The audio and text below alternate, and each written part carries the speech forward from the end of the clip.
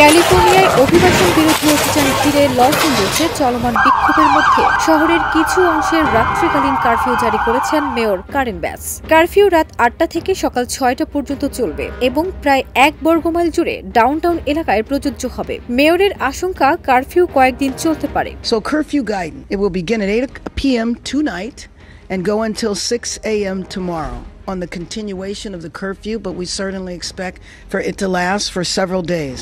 ওয়ালটন আবারো মিলিনিয়ার অফারে ওয়ালটন ফ্রিজ কিনে আপনিও হয়ে যেতে পারেন মিলিয়নিয়ার। মিলিনিয়ার ছড়াছড়ি দেশ জুড়ে, এটা শুধু ওয়ালটনই পারে। শহরের নিরাপত্তা রক্ষায় এই পদক্ষেপ অত্যন্ত জরুরি বলে মন্তব্য করেছেন লস এঞ্জেলস পুলিশের প্রধান জিম ম্যাকডোনেল। তিনি জানান, টানা কয়েকদিন ধরে বিভিন্ন এলাকায় উত্তেজনা বেড়েছে এবং শনিবার থেকে শহরে বেড়েছে অবৈধ ও বিপজ্জনক আচরণ। You look at the map and you can see that the city of Los Angeles is a massive area, 502 square miles.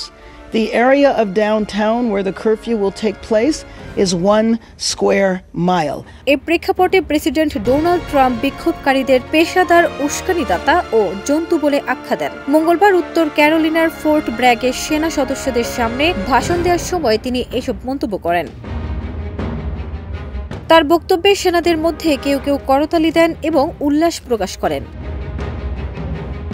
একদিন আগেই লস এঞ্জেলসে মোতায়েন করা হয় মার্কিন মেরিন সেনা। একই সঙ্গে মোতায়েন করা হয়েছে প্রায় ৪,০০০ ন্যাশনাল গার্ড সদস্য।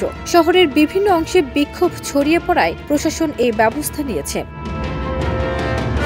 ট্রাম্প বলেন, আপনারা যা দেখছেন তা শান্তি ও জাতীয় নিরাপত্তার উপর সরাসরি আক্রমণ। যারা বিদেশি পতাকা নিয়ে দাঙ্গা করছে তারা যেন আমেরিকায় একটি বিদেশি অনুপ্রবেশ চালাতে চায়, আমরা তা হতে দেব না। তিনি আরও বলেন, আমরা কোনো শহরকে বিদেশি শত্রুর হাতে তুলে দেব না, এরা শত্রু।